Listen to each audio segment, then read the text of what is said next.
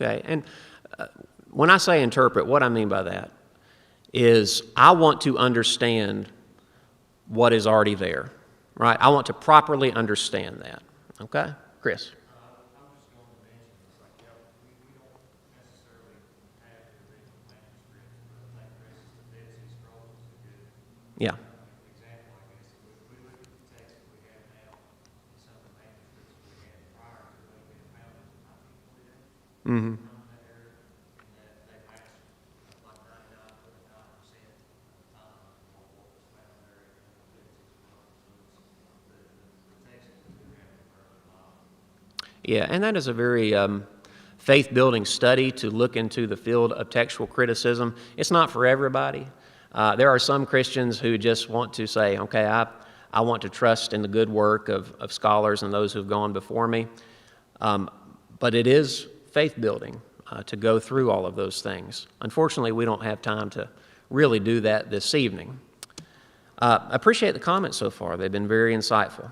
So let's talk about how we need to properly understand what the Holy Spirit intends to communicate in the Word.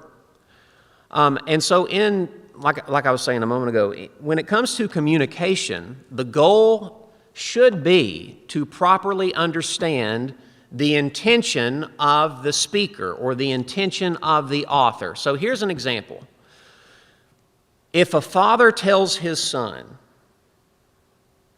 "Be careful, the streets are dangerous,"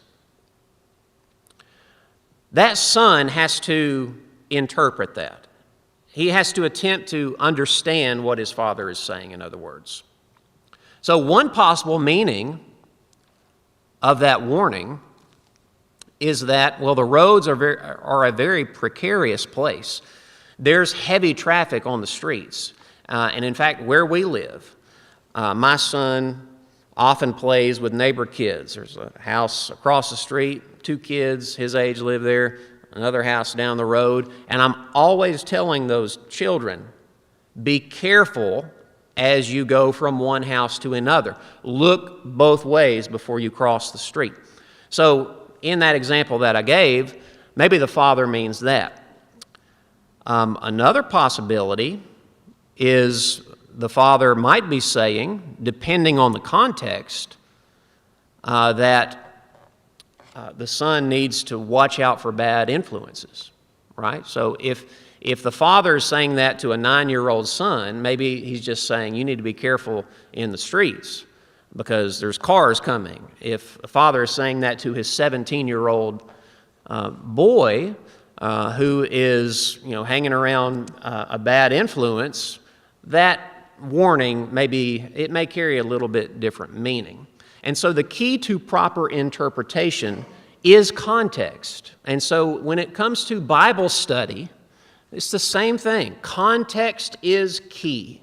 Context is key. It is the context that determines the meaning of a word within its historical and grammatical setting as it was originally intended by the author. Because we know that words can change meaning depending upon the context. And so we have to be careful about that. So think about how the Bible uses a word like heaven, for example. The Bible uses the word heaven in different ways, and the context tells us which way it's used.